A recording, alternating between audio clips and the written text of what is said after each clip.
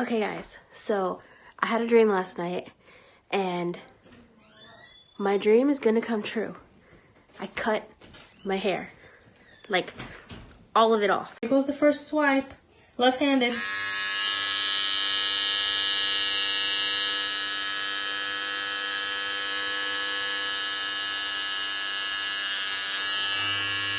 Oh Lord. Is it a lot?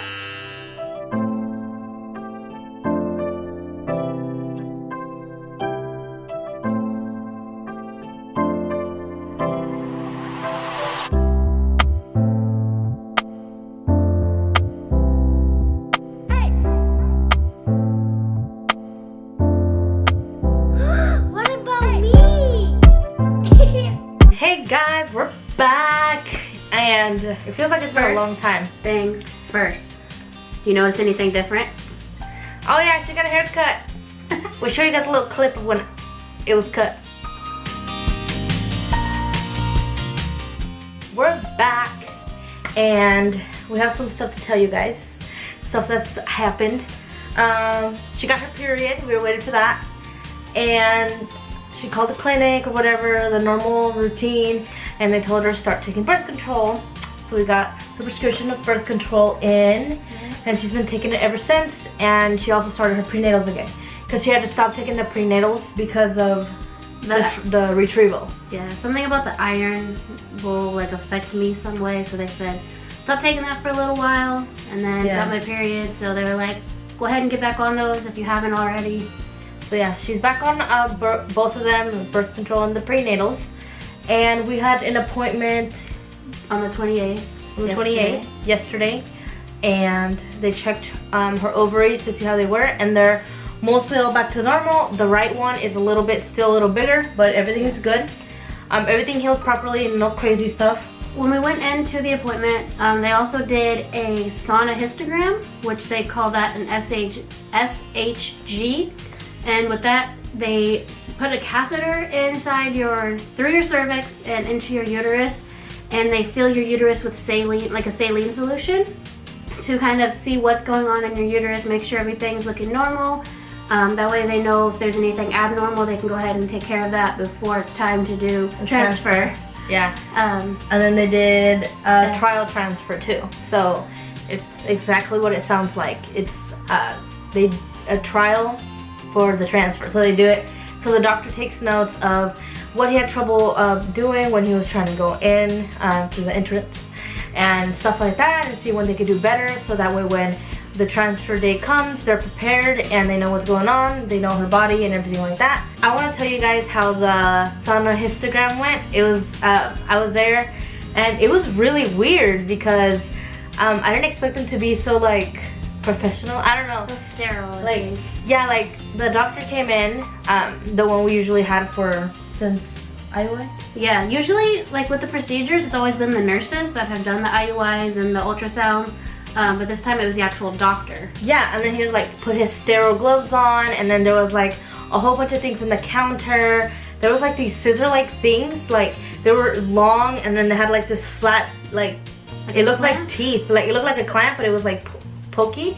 It was like that. They had that. Then they had the little long tube. And then they had a huge syringe full of like the saline solution, like another thing for like the catheter and stuff like that. And it was weird because a nurse was assisting him, and like she was like opening everything for him. Like he was just like, give me that, give me that, and he was like opening for him, and it felt like a surgery. It was so crazy. And I remember like there was like these big cotton swab things that were like, they had like, it looked like they were like dipped. It looked like nasty beeswax, but it was like brown, a little bit like a red tint to it, but it was like, that's like the sterile stuff that they use to clean down there before they do anything. So they did that, and then he connected the tube to the syringe, and the syringe to a catheter, and he like pushed the syringe and then watched like it squirt out into the sink, because there's a sink right behind him. And then they put it inside of amber. They opened her up with a little, what is it called? What is that called? The speculum. They opened her up with a speculum, and then they put in the catheter.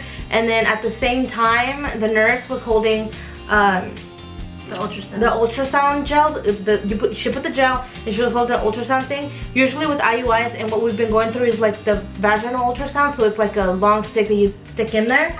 But she had one like where when you're pregnant and stuff, like the one that goes on the outside. So she was holding it down and like you could see on the screen like the catheter going in, and he had trouble because with the IUIs, as you guys know, or if you've been watching, they've always had trouble with her like going into the uterus because the way her cervix line, like the cervix is and everything, is kind of like tilted a certain way. So she was having issues with that, and like you could see like the catheter in there, and then he started like, she's like, okay, you're gonna feel some pressure, and he like pushed it in, and you could see like water rushing into her uterus and expanding it, because like right now her uterus is like tiny because there's nothing going on. There's nothing going on, especially since she's taking the birth control. It's just like tiny, and it's not, the lining's not thick, it's like super thin, and so like him pushing it, it like opened it up, and you could see like liquid going in there like a river. It was so weird, and it was opening it, and then you could see like her lining and stuff like that. And let me tell you, when the saline went in, it was very uncomfortable. Like I wasn't looking at the monitor, she was, because she wanted to like get a feel and see everything that was going on, so I could tell you guys. And then I was laying there really nervous like the whole time. I didn't even see them opening all the stuff because my legs were propped up and they were in the way. But when they put the saline in, I'm just like, okay, yep, it's in. Crampy. Yeah, they said it was gonna feel crampy, but you did good. Yeah, you went through it. I had to look at her a couple times, and she was like, "It's okay, it's okay." So we do have kind of like not great news and good news. I feel like they're good news. Well, they're not good news. It's good and bad depending on how you look at it. Yeah. So she has polyps in her uterus. And how they were describing it is as skin tags, like you know how you have like skin tags and stuff on your skin. He says sometimes you get them like on your nose. She just has them inside on her uterus, and I feel like that's the reason she wasn't successful with IUI, which is why I think it's a good reason. Like I was telling Amber, like she was really sad and everything, and I'm just like, look at the bright side, look. The IUIs didn't work, and now we know we have something to pin it on. We can say like, oh, the IUIs weren't working because of that, and now we can be like, okay, when they take the polyps out, everything's gonna be good, everything's gonna be ready, and then this one's gonna work. So I feel more helpful and like hopeful, and I feel like it was because of the polyps. It wasn't because of Amber or because of anything else. I just want to blame it on the polyps, and hopefully that was the reason. And like when we start our IVF, the transfer day and stuff, hopefully you get pregnant. Yeah. So like she has 4. Yeah. I had 4 small polyps, and like if you have big ones, he said that normally they'd be able to see them when they do like the vaginal ultrasound, but mine are kind of small and they're like on the top, so he didn't even see them at first, and the only way that he saw them was because of the saline. Like he put it in, and then he had the vaginal one in, and then he was like moving it around all sorts of directions. And then like he looked up with it, and then he saw them like on the top. Oh yeah, they were like, that's why he said he didn't see them when they first stuck it in, because I feel like when they first go in there to look at your ovaries, they're like looking this way and that way. He never really did the motion of up, and that's where they were like on the top, like the lining of the top. That's where you could see like, they're like finger looking things, and they're just sticking out and they're moving around because the saline solution is being pushed in there. So it's gonna delay the process, and originally the transfer day was gonna be April 30th, and now it's pushed 2 weeks after that because she has to go in and have another surgery. It's gonna be kind of like every 2 weeks. She's gonna go into the hospital like last time, super early in the morning.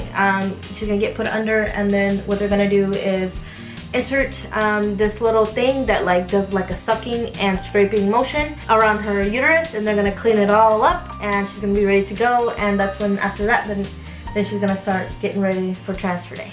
Yeah. So basically from now until they take out the polyps, the only thing that I'm doing is birth control and prenatals. And they want me to stay on the birth controls because it'll help keep the lining pretty thin. And they want your lining to be thin when they do the surgery. And then right after the surgery, then I'm gonna start with the medications. So that was the soonest day that they could get us in for the surgery, which is why it's been pushed back 2 weeks instead of maybe a week or only a couple days. But I mean, it's not like it's being pushed until next year. So I'm okay with it. I'm pretty happy still. Like, at least we're moving forward. They say that right after the polyps, like they say that the polyps, if you have them, they'll grow back. They're gonna do it as soon as they can, so that way, you know, the uterus stays good. But he says that they don't grow back that fast, and since hers were small, I don't think that they're gonna come back that fast if they did. So she said that we're good to go. Today, she got a text from the nurse, and the nurse ordered her medications that she's gonna take, which is just like 2 different types of injections. Yeah. I have to take the Leuprolide injection, and the nurse said that that is basically to turn off all hormones in my body, so that way the other like even the hormones that she produces herself. Yeah, like it turns everything off. So like we are in control of everything this cycle. My body is not producing anything that it needs to be producing. So that shot is going to be stopping it. So I have to take that every day, and then I have to take an estradiol shot every 3 days. And that's going to give me the estrogen that my body's not producing to make sure that I have enough and not too much. And then there's a couple more, but when we get the medicine in, we'll probably do another video, show you guys what they are and tell you what they're for, because I honestly don't remember at this point, because it was a lot of information. Like we weren't expecting to go in and have another consultation. Like they told us we're gonna have an appointment and you're gonna have a consultation, and we're like, again? We had one for the IUI, we had one already for the IVF. But I guess they do it in 2 sections, and so we had a consultation for the beginning, until retrieval day, and now we have to have another consultation for the transfer. So that's what we did. We went in for a consultation. They explained everything to us. The medication she's gonna be taking, and she said it's gonna be way easier from how we were doing back then, because it's less medications. But it's very crucial that we pay attention to what time the medications have to be done and what day and how much of it, because if we mess up once or anything, it'll mess up everything else, especially with the progesterone shots. So we're going to be really careful, and we're going to make sure that we are cautious on how much we're putting in her, when, and what time. Yeah, so, our nurse also suggested that we check our calendar every single day, even if we're like, oh, I know what I'm doing, like check it anyway, just in case something changed, or just in case I think I know it and I actually don't. So we're gonna be checking that every single day. Like, we're not gonna be printing it off because things could change. Yeah. We're gonna be getting on the computer, on the website, looking at it and seeing what it says day by day. I'm pretty sure that's it. Yep, that's all I got. We'll be back on surgery day. Probably before that, because we'll have to get the medicine in. We're gonna get the medicine in and we're gonna show it to you guys, and then we wait for surgery day. Yeah. Because there's not much going on right now. There's just a lot of waiting that we have to do. I hope you guys enjoyed the video. Don't forget to like this video. Hit that subscribe button if you're new and if you haven't subscribed already. And comment down below. Welcome to all the new subscribers. Is that what it's called? Subscribers? Do it again. Welcome to all the new subscribers. Hey guys. Nice to know you guys. If you guys are new, I know it doesn't tell us everyone who subscribes because sometimes you guys have your accounts private, but if you're new, say hey. We want to say hey to you guys on the comments.